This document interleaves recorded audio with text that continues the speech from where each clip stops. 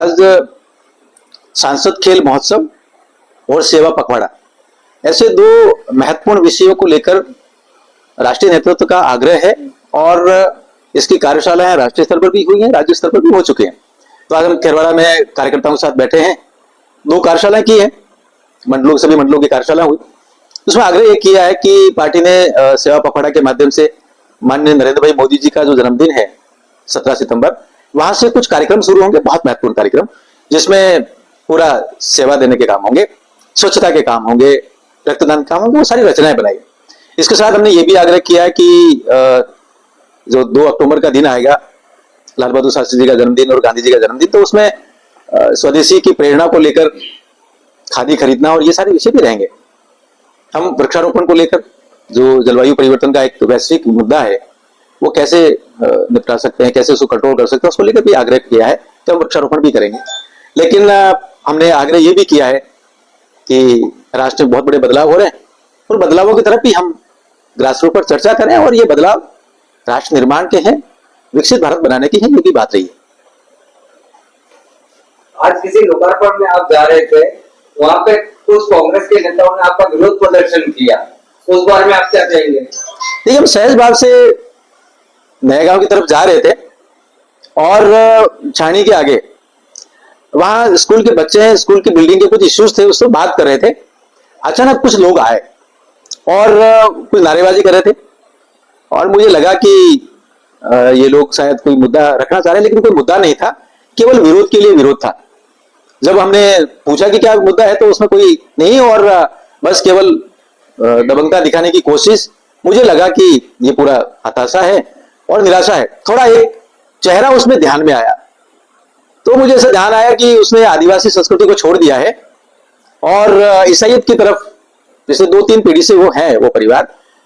और फिर मुझे एकदम ध्यान आया कि राजस्थान में बहुत बड़ा डेवलपमेंट हुआ है।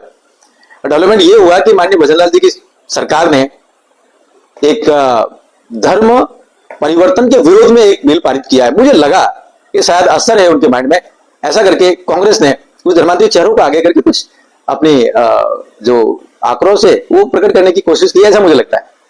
कांग्रेस ये कह रही है कि जो उन्होंने जो विकास के कार्य किए हैं उसका श्रेय आप लोग लेने पे लगे हुए हैं। कांग्रेस के तो बहुत बड़े पाप हैं इस देश में और हमने राष्ट्रीय नेतृत्व में और पूरा अध्ययन अध्यापन के माध्यम से ये ध्यान में आया है कि कांग्रेस के द्वारा इस देश में जो तुष्टीकरण की राजनीति चलाई उसकी वजह से संस्कृति का संहार हुआ, कानून व्यवस्था भंग हुई, कश्मीर की समस्या नासूर बन गई।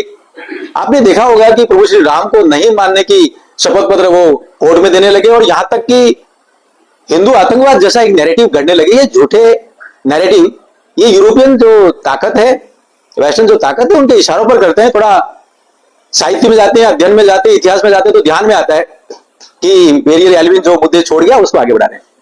ये जो आज एक वीडियो वायरल हो रहा है उसके अंदर उसको देख के क्या आप ये कह सकते हैं कि ईसाइयों का प्रेरित विरोध था या कांग्रेस के विरोध प्रदर्शन था? देखिए, कांग्रेस ने हमेशा तुष्टीकरण की राजनीति की है और कांग्रेस को ये महापाप जाता है कि पादरी वेरियर एल्विन की जो रचनाएं थी, चाहे वो एंथ्रोपोलॉजी को लेकर हो, चाहे जनजाति के विकास को लेकर हो, एक बहुत खराब शब्द काम में पादरी वेरियर एल्विन लिया करता था कि जनजाति का विकास अभ्यारण्य अजायबघर सिद्धांत पर होना चाहिए।